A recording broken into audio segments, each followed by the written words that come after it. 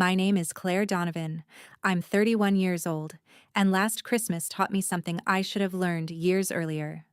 Some people don't invite you to the table because they love you. They invite you so they can enjoy watching you sit there unwanted. At dinner, gift boxes kept sliding across the linen tablecloth one after another, each one wrapped with absurd care, each one open to applause, inside jokes, and those warm little speeches families give when they actually mean it. I waited longer than I should have. I even smiled longer than I should have. Then I made the mistake of asking the simplest question in the world. Is there one for me too? My father didn't even hesitate. He leaned back, rolled his eyes, and said, "Oh, please. You should be grateful we even let you sit at the table." My aunt laughed immediately. "Be glad we still remember your name." Everyone else followed, the kind of laughter that comes from people who think humiliation is harmless if it happens often enough. I remember the sound of silverware against crystal, the way nobody looked embarrassed, the way they all kept eating after that like I was just part of the entertainment. I didn't cry, I didn't argue. I just looked at him and said, "Good to know." Then I stayed long enough to make them comfortable again. That was the part I kept replaying later. Not the insult, not the laughter, but how easy it was for them, how practiced, how final it sounded. 2 months later, those same people were outside my house, pounding on my front door, shouting my name like suddenly it mattered. Before I tell you what he said, and what happened after I walked out, tell me, what time is it for you right now? And where are you watching from? I'm curious to see how far this story will travel. Christmas dinner was held inside the Grand Monarch Station Hotel, a restored rail terminal turned luxury restaurant outside Milwaukee, all brass chandeliers, polished stone, and fake warmth.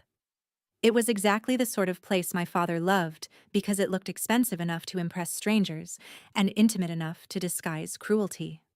That night, when I finally sat down and started paying attention instead of hoping, I realized the gifts were not random.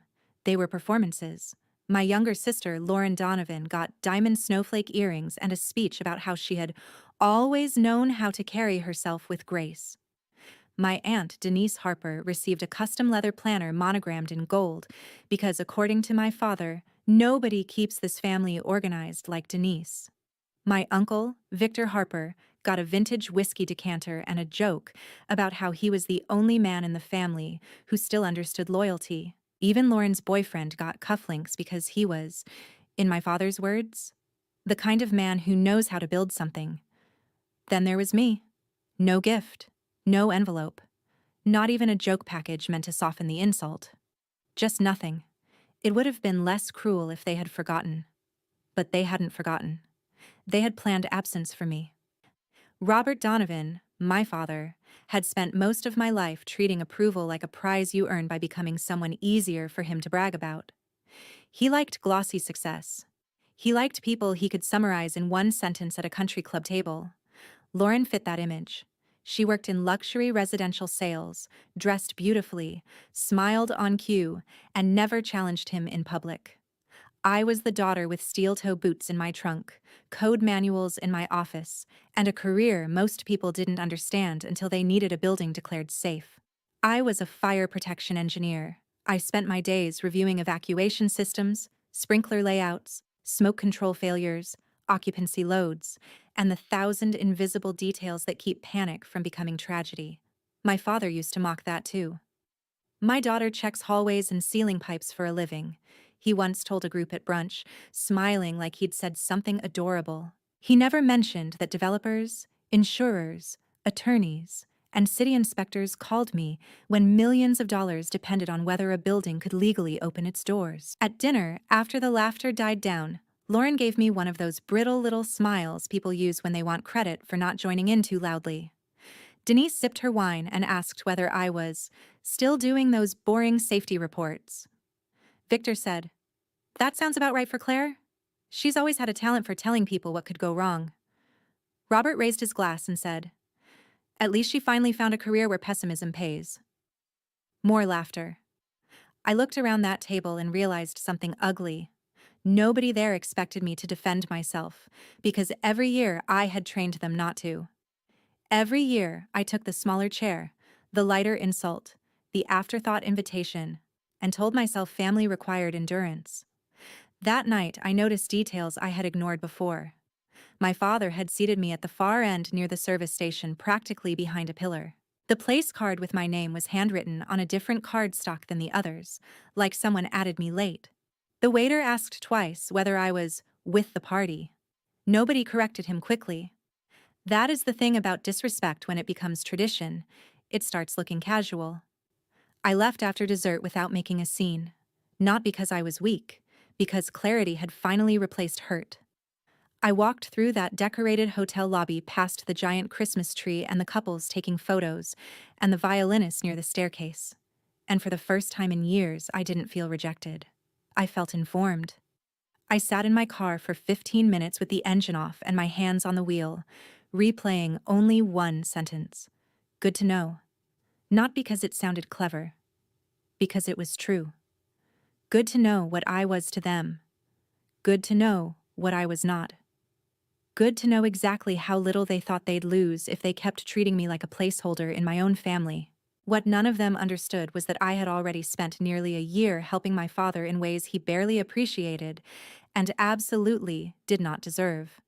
He had been trying to open a high-end wedding venue in a converted lakeside mill called Windermere House. The project was drowning in permit delays, inspection corrections, occupancy restrictions, and insurance demands. He liked to tell people he built it himself. That was a lie. For 10 months, I had reviewed contractor submittals at midnight, rewritten fire egress plans, flagged hazardous decorative materials, corrected non-compliant banquet layouts, and personally introduced him to people in my professional network who were willing to take his calls because I made them believe the project could still be salvaged. I never asked to be paid. I told myself I was helping family. Christmas showed me what family meant to them. And by New Year's Day, I made the first quiet change they never saw coming. I did not wake up the next morning and become a different woman. That would make a cleaner story, but it wouldn't be true. The first week after Christmas, I was angry in the ordinary ways. I ignored calls. I let texts sit unanswered. I stared at family photos on my phone and started deleting them one by one. Not in a dramatic purge, in a methodical sequence. A lake trip where Robert had praised Lauren for lighting up every room while asking whether I could move the folding chairs because I was better with logistics. Delete. A birthday dinner where Denise told me I would be prettier if I smiled with my teeth less. Delete. The groundbreaking photo at Windermere House where everyone held ceremonial shovels except me, even though the corrected safety package in Robert's hand was my work. Delete. There was something cleansing about naming each memory before removing it. Not because I wanted amnesia, because I wanted accuracy. If I was going to decide whether these people still belonged in my life, I needed to stop romanticizing what had actually happened. My best friend, Tessa Brooks, came over one Friday night with Thai food and enough brutal honesty to save me from self-deception. Tessa had known me since college and hated my family with a restraint that deserved awards. She sat cross-legged on my couch, watched me delete another photo, and said, "You know what's wild? They keep hurting you because they think you'll always confuse loyalty with availability." I laughed once, the kind that sounds like you are almost crying but too tired to commit. She wasn't wrong. Robert never called to ask how I was unless he needed a consultant's opinion disguised as daughterly support. Denise loved to introduce me as the smart one, in that chilly tone people use when intelligence is both compliment and accusation. Victor only remembered my number when an insurance form confused him. Lauren was the hardest one to understand because she was never openly vicious for long. She specialized in passive permission. She watched the cruelty happen and adjusted her smile depending on who else was in the room. A week into January, Robert sent me an email instead of texting. It had no apology. The subject line read, "Quick code question." That told me everything. He attached revised floor diagrams for Windermere House and wanted to know whether increasing banquet capacity in the main reception hall would raise any issues before his lender's final review. I stared at that message for a full minute. No mention of Christmas, no acknowledgement of humiliation, no "how have you been?" Just work, just extraction. Just the old assumption that I would step over my own dignity because he had a deadline. I drafted 3 responses and deleted all of them. Then I called the attorney who had helped me set up my consulting practice and asked a very simple question. If a client keeps using my prior work product, introductions, and implied support after our relationship is over, what is the cleanest way to separate professionally? The answer was both boring and beautiful. Written notice. Clear limits. No emotion in the document. No accusations you can't prove. No family language. Just boundaries. 2 days later, Robert received a formal withdrawal notice from my firm. It stated that effective immediately, I was no longer reviewing, endorsing, consulting on, or permitting the use of my name, analyses, prior correspondence, or recommendations for Wintermere House or any affiliated project. It also required that all parties copied on past coordination emails be informed that I was not the engineer of record, not the life safety approver, and not available for further clarification. I sent it to Robert, his general contractor, the project manager, the architect, the lender's risk consultant, and the insurance broker who had been leaning heavily on my informal reassurance that the venue could eventually satisfy pre-opening requirements. I did not accuse anyone of fraud. I did not threaten anyone. I just removed the one thing my father had been counting on without ever valuing: my credibility. That single email changed the trajectory of his project within 48 hours. Questions that had been postponed suddenly returned. The lender wanted a third-party review before releasing another construction draw. The insurer refused to finalize binders until a new life safety consultant certified corrective actions. The architect, who had tolerated Robert mostly because of me, stopped taking his late-night calls.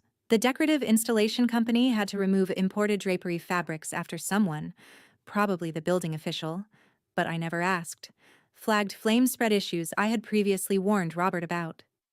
Then the city scheduled a follow-up inspection and found that the upstairs bridal suite corridor had been narrowed by millwork changes that reduced egress clearance below what had been approved.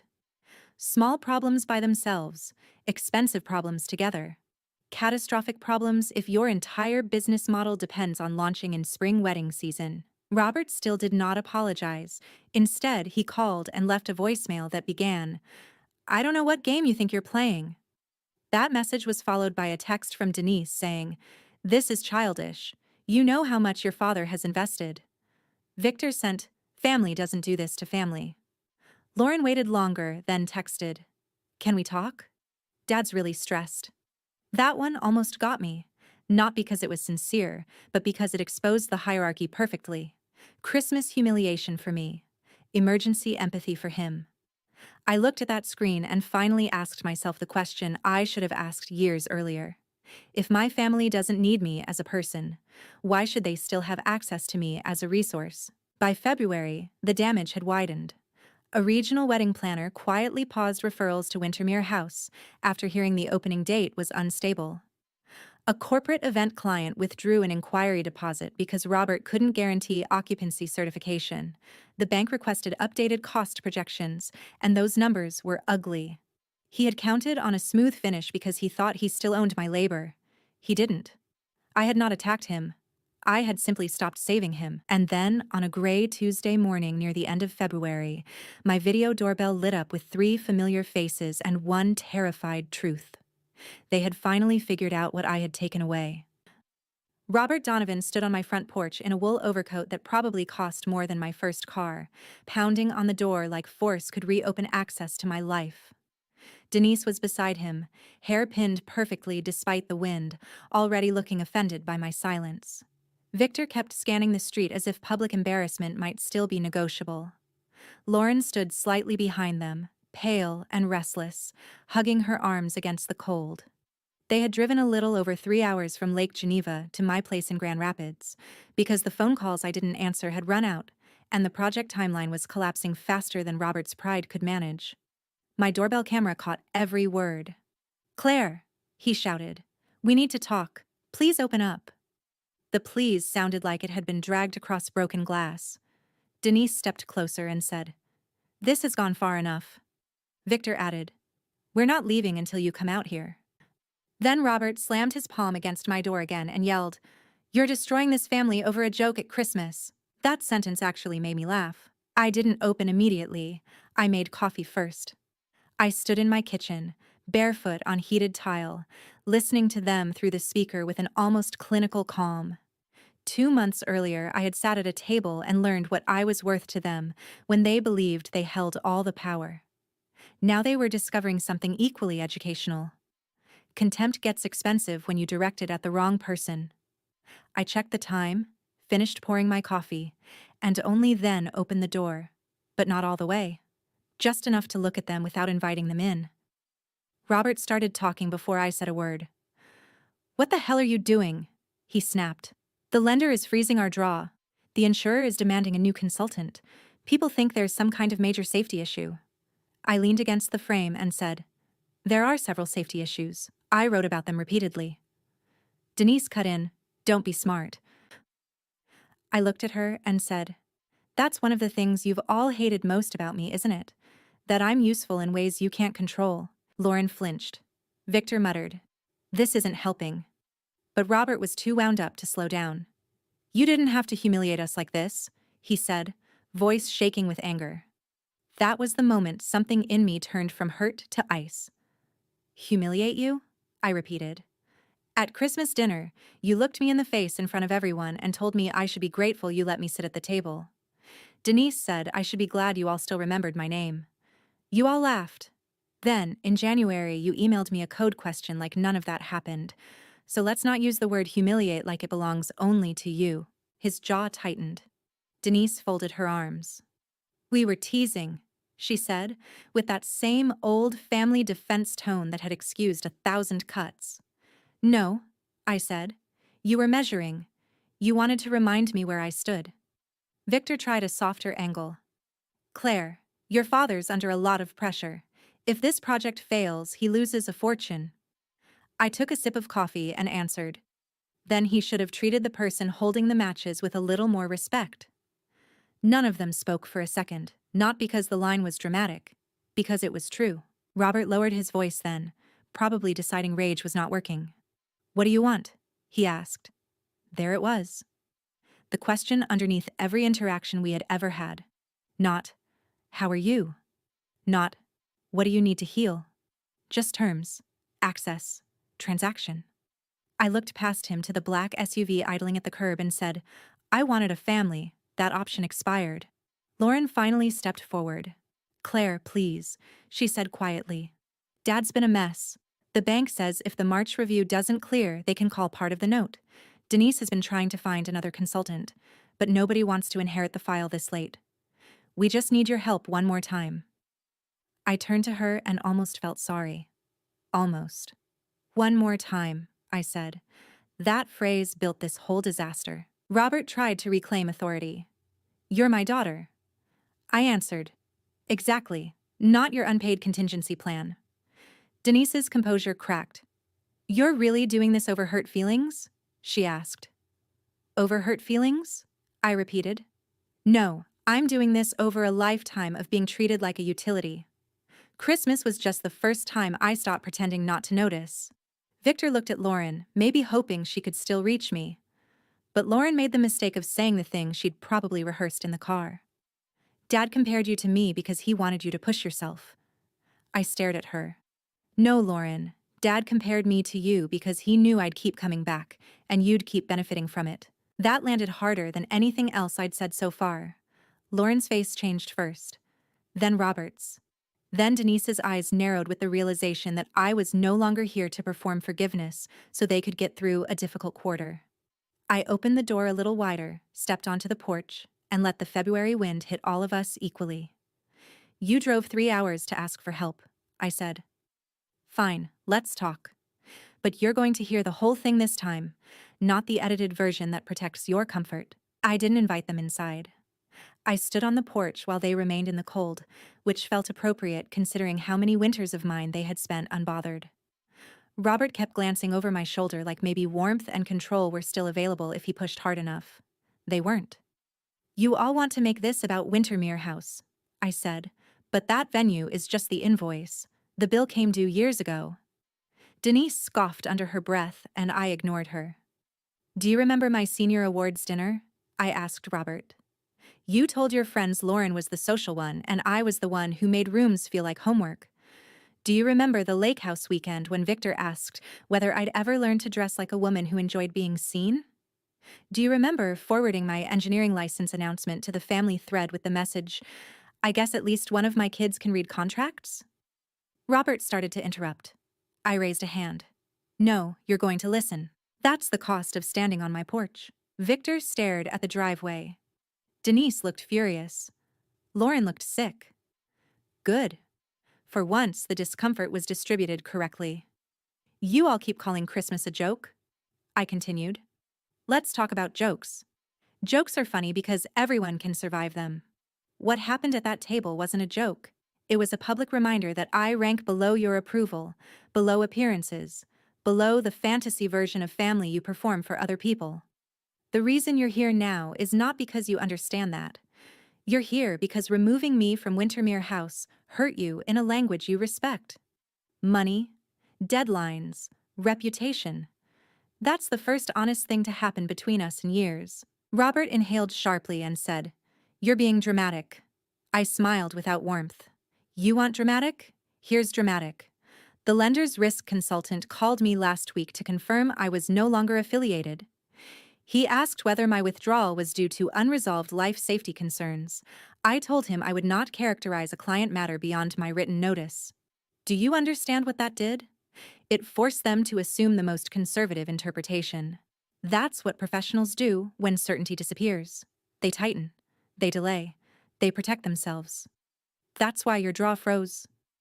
Robert went still. He had not known that part.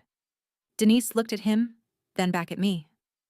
You could fix this, she said. Maybe, I replied.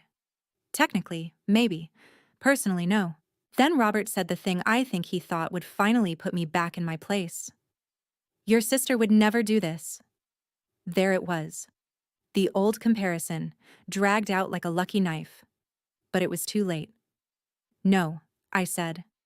Lauren would never do this because Lauren was never asked to survive being treated like disposable labor inside her own family. Lauren got praise, jewelry, opportunities, introductions, and grace. I got usefulness. You don't compare us because she's better. You compare us because it lets you keep failing me without naming it.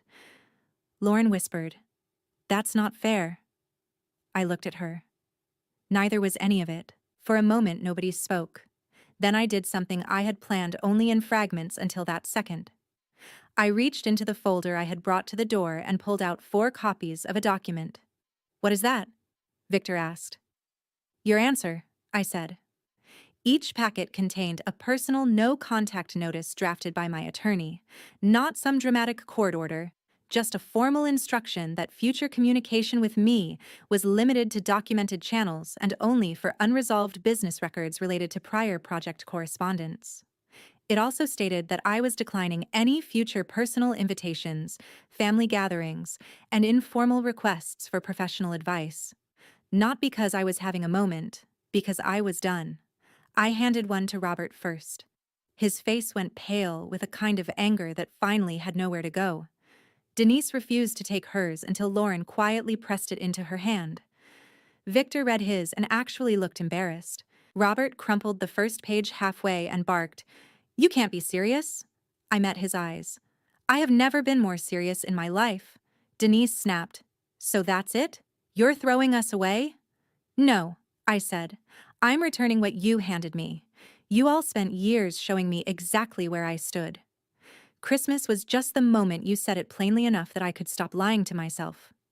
This, I tapped the folder, is me accepting your terms. Lauren started crying then, but even that didn't move me the way it once would have. Not because I'm cruel, because timing matters. Tears after consequences are not the same as care before them. Claire, she said, voice shaking, I didn't know it was this bad. I answered her honestly. That's because it was never bad enough to inconvenience you. She covered her mouth.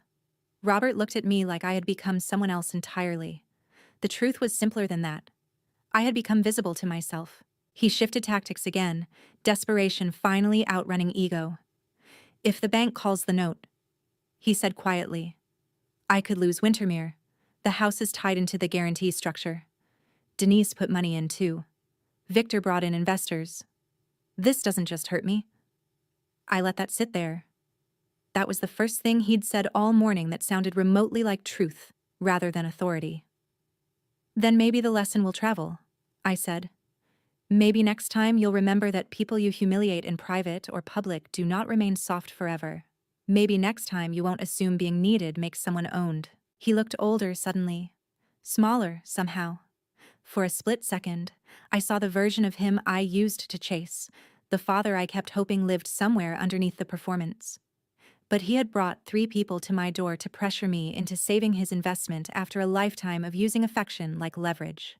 I was not going to reward that with reconciliation that existed only to restore convenience. He asked one final question. So what are you saying? That was when everything inside me became very still. I looked at each of them in turn, Robert, Denise, Victor, Lauren, and said, Today, I'm not asking you for an apology. I'm not negotiating one more chance. I just need you to understand what you've already lost. You didn't lose me this morning.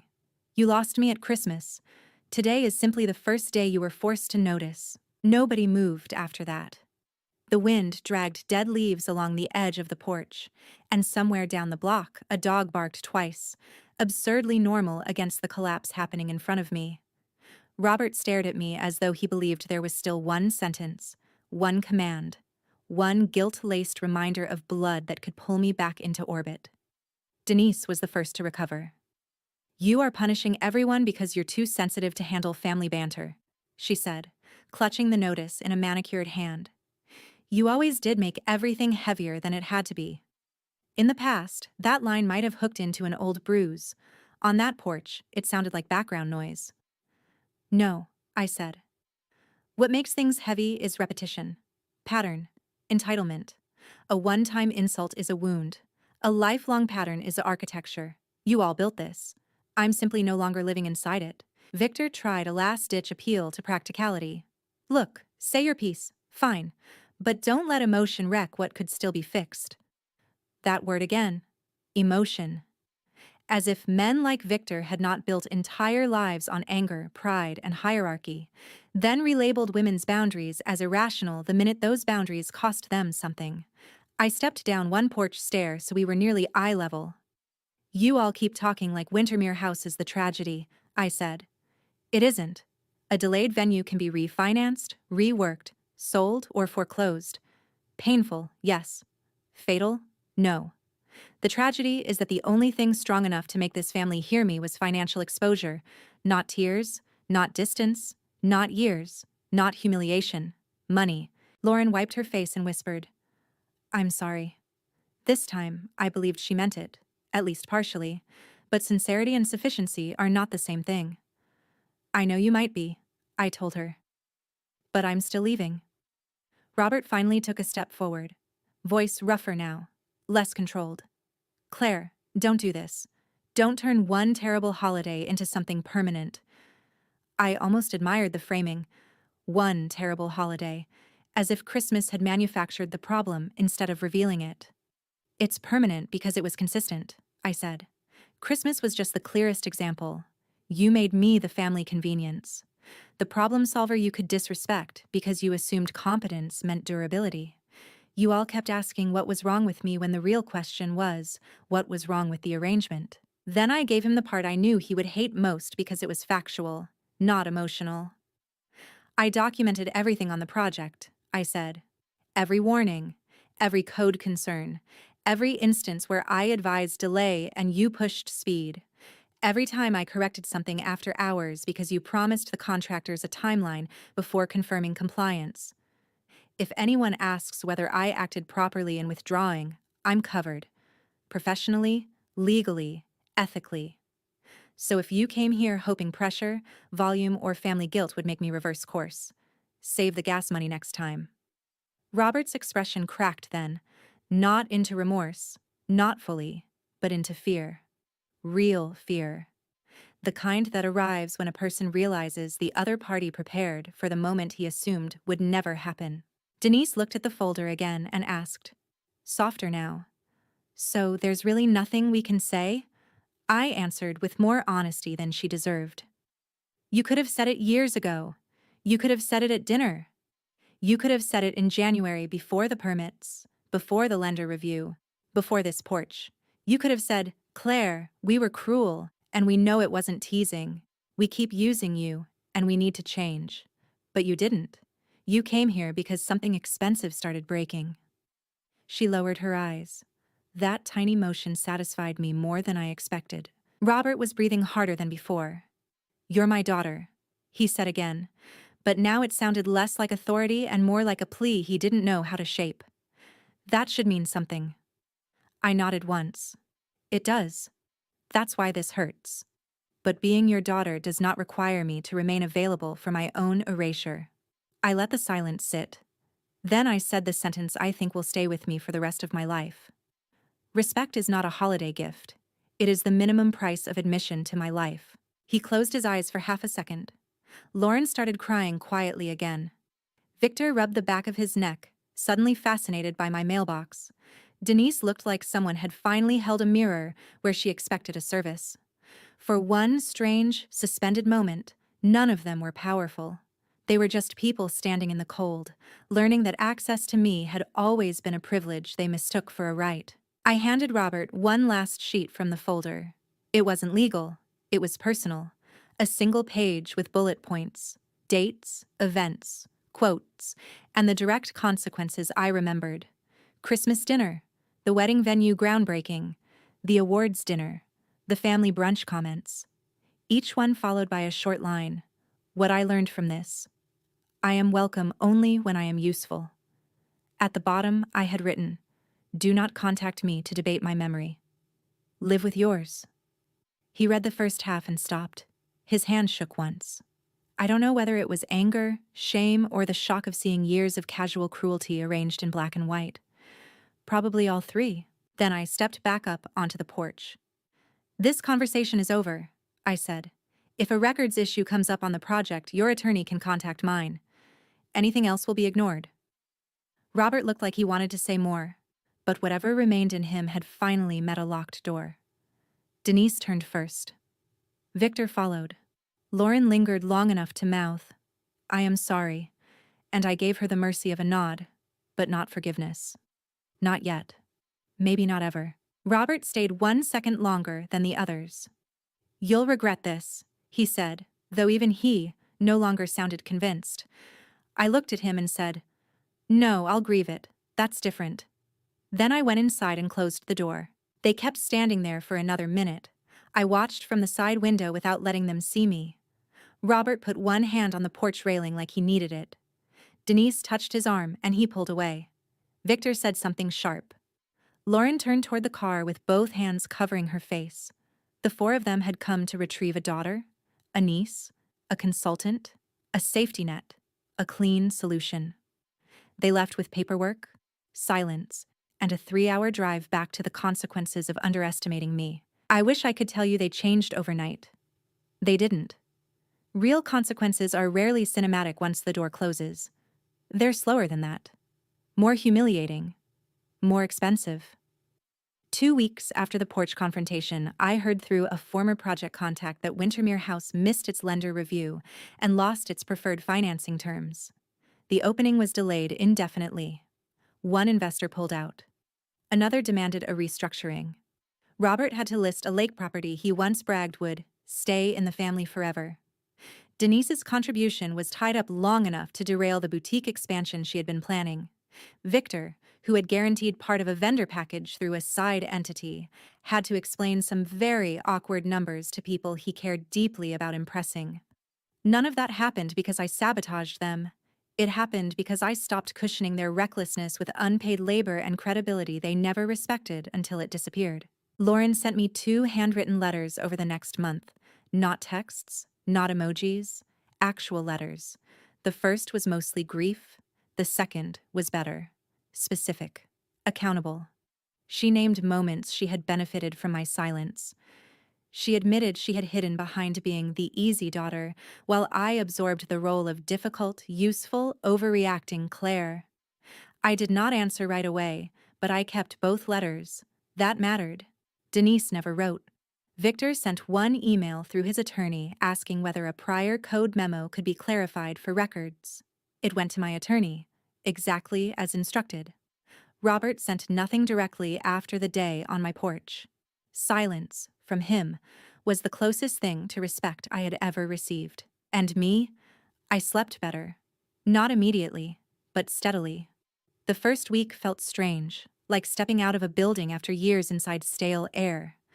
I kept reaching for my phone with the old reflex to explain myself, smooth things over, restore peace I had never actually been allowed to share in. Then the impulse faded. I took work I had postponed.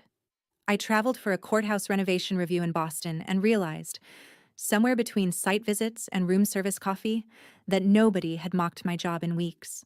Nobody had asked me a technical question without also asking how I was. Nobody had turned competence into obligation. Peace can feel unfamiliar when chaos has been calling itself family for years. A month later, Tessa came over with takeout again and asked whether I thought I had been too hard on them. I considered it honestly because that question deserves honesty. No, I said. I think I was late. That's the part I want anyone listening to understand. Leaving doesn't always mean slamming a door in rage. Sometimes it means looking at the blueprint of your life and admitting a structure is unsound, no matter who built it. Sometimes the most powerful revenge is not humiliation, screaming, or public exposure. Sometimes it is refusing to keep donating your intelligence, time, tenderness, labor, and access to people who keep proving they only value those things once they can no longer reach them. The lesson I carried out of that Christmas was not that family doesn't matter. It's that family without respect becomes theater, and somebody always gets cast as the sacrifice. For years, I thought endurance made me good. I thought understanding people's flaws made me noble. I thought being useful would eventually earn me safety. It didn't. Boundaries did. Distance did. Documentation did. Saying no without leaving the sentence open for negotiation did. I did not need my father to agree that I was wounded in order to stop the bleeding. I did not need my aunt to approve my memory for it to be true. I did not need my sister's delayed grief to continue offering myself as the bridge everyone crossed while pretending I was difficult terrain. So that is what happened 2 months after my father left me out at Christmas. He came to my house expecting access, pressure, and maybe one more rescue. Instead, he learned the difference between being related to someone and being entitled to them. He learned that the daughter he treated like an afterthought had quietly become the only adult in the room who understood consequences from the beginning. And he learned it too late. If there's one thing I want to leave with you, it's this. When the people closest to you keep making you feel invisible, walking away is not cruelty. It is self-respect in motion. You do not have to stay where you are only remembered when you are needed. You do not have to forgive on demand to prove you are good. And you do not have to keep sitting at a table that serves everyone else your dignity piece by piece. Sometimes the most educational, most necessary, most life-saving thing you can do is become unavailable to those who only valued your presence after your absence started costing them. If you were in my place, would you stay or would you leave?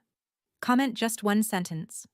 I'd leave or I'd stay. From my point of view, this story is not just about revenge. It's about finally seeing the truth after years of quiet disrespect. What hit me the most was that Claire didn't explode right away. She simply stopped allowing people to use her while pretending they were family. That made her decision feel stronger, smarter, and more meaningful. Sometimes the most powerful response is not anger, but distance and self-respect. What about you?